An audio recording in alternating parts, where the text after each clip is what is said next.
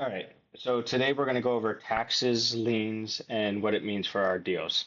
Tax liens, back taxes, they don't necessarily kill deals, but they do affect what the seller walks away with, and we need to understand this.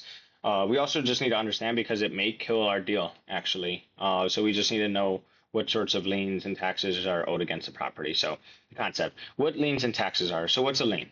A lien is basically a legal claim against a property by a creditor.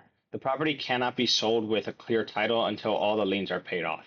They come off at closing out of the seller's proceeds. So, what are common types of liens? So, you have mortgages, you have back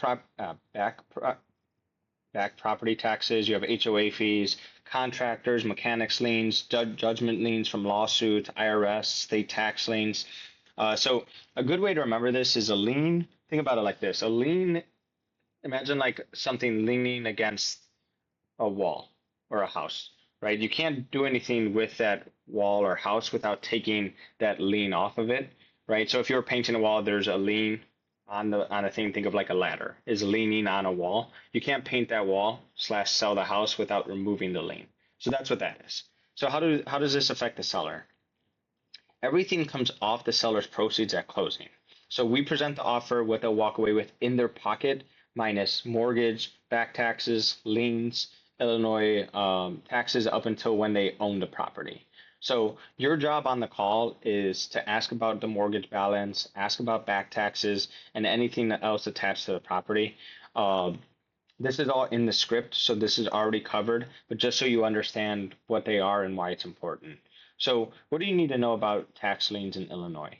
So, this can be a major deal impediment. So, we want to just understand it ahead of time.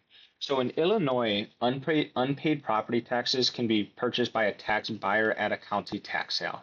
So, once the tax buyer buys that, the debt accrues interest at 18% per year, and that compounds year over year. Taxes that are unpaid for 8 to 12 years can balloon dramatically.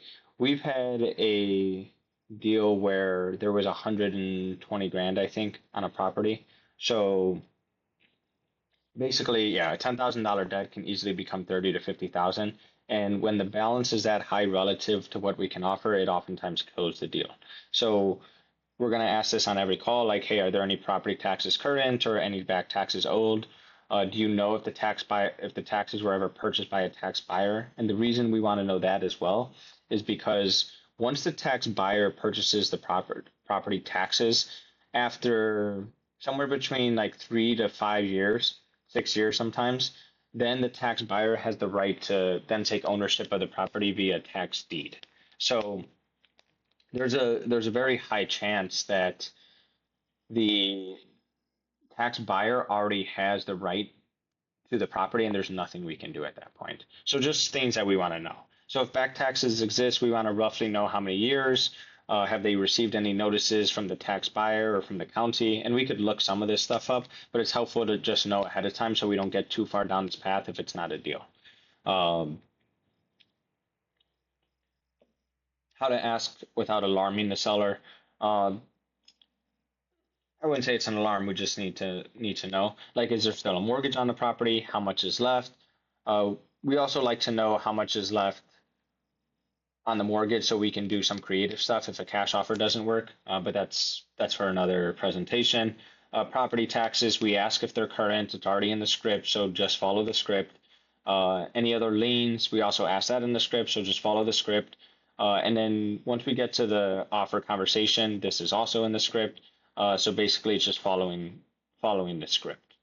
So here's basically just so you know what it looks like for a seller.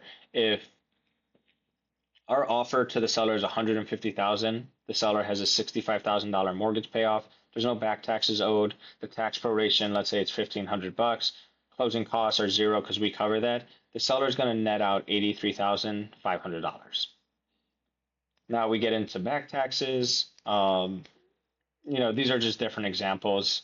They come out at closing. So again, if it's 160, let's do like 160 with 95 payoff, 8K in back taxes, tax proration, again, zero closing costs. This is what they're going to net.